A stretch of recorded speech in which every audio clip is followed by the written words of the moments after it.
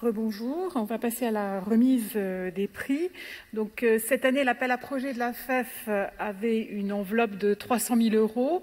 34 lettres d'intention ont été déposées. La moitié de ces dossiers ont été sélectionnés en dossiers complets qui ont été examinés avec beaucoup d'attention par les membres du CA et des rapporteurs externes.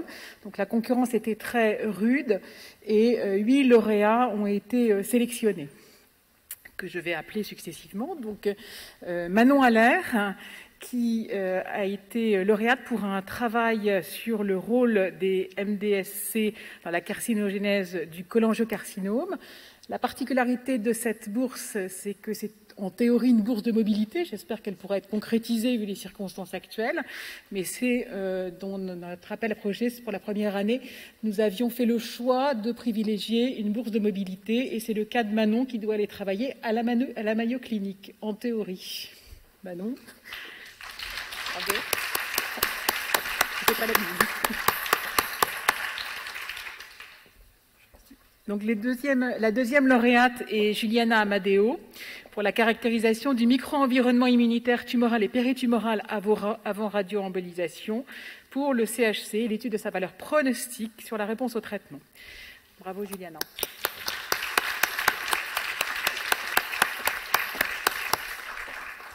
Le troisième lauréat est Dragos Siokan pour l'étude du profil du microbiome circulant dans la cirrhose alcoolique et virale, influence des facteurs nutritionnels et identification de biomarqueurs des complications de la cirrhose à partir du microbiome circulant. Bravo Dragos.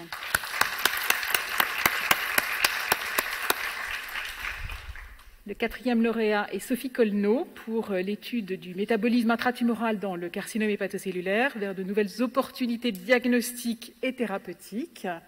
Bravo Sabine.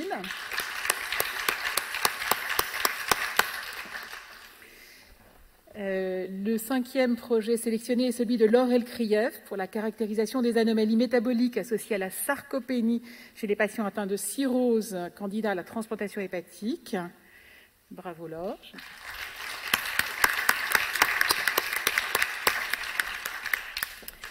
Le sixième projet est celui de Nicolas Gols, quantification préopératoire de la stéatose des greffons hépatiques par spectrométrie de poche. Bravo Nicolas.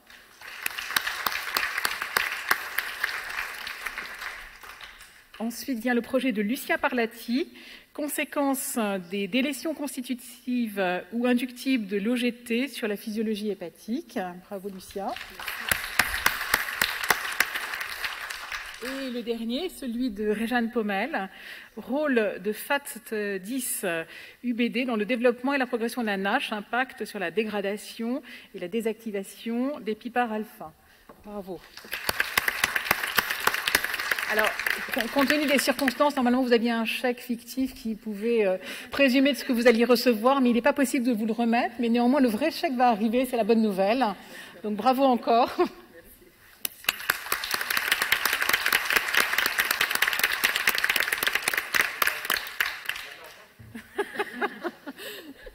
Voilà, merci beaucoup.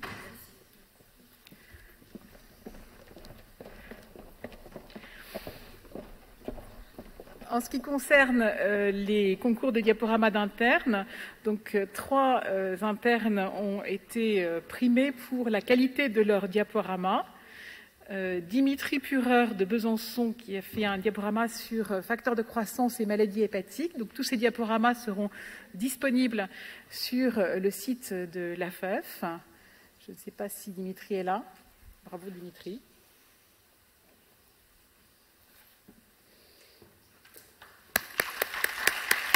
Bravo. Bravo, et depuis qu'il l'a envoyé, il l'a même actualisé, donc bravo aussi, c'est super. Le deuxième lauréat est Raphaël Poignet pour son diaporama sur le syndrome hépatopulmonaire. Bravo Raphaël.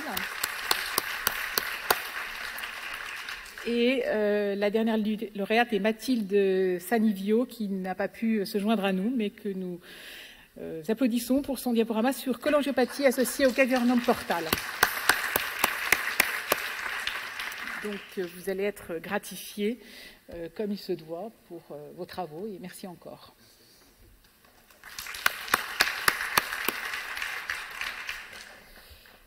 Enfin, pour information, 10 jeunes chercheurs ont été lauréats de la bourse qui leur a permis de nous rejoindre aujourd'hui pour leurs travaux qui ont été présentés en communication soit orale, soit affichée. Et je vous propose de les applaudir.